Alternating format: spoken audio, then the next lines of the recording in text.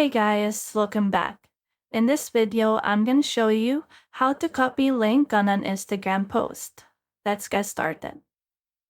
Firstly, open up your Instagram app and go to the post that you want to copy the link to. So you can either scroll down to your homepage or go to a profile of someone.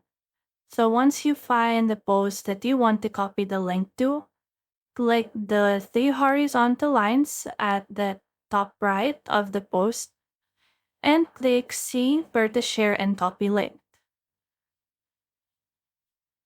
So from there, you will see an option Copy Link and just click on that and it will show you that the link is now copied.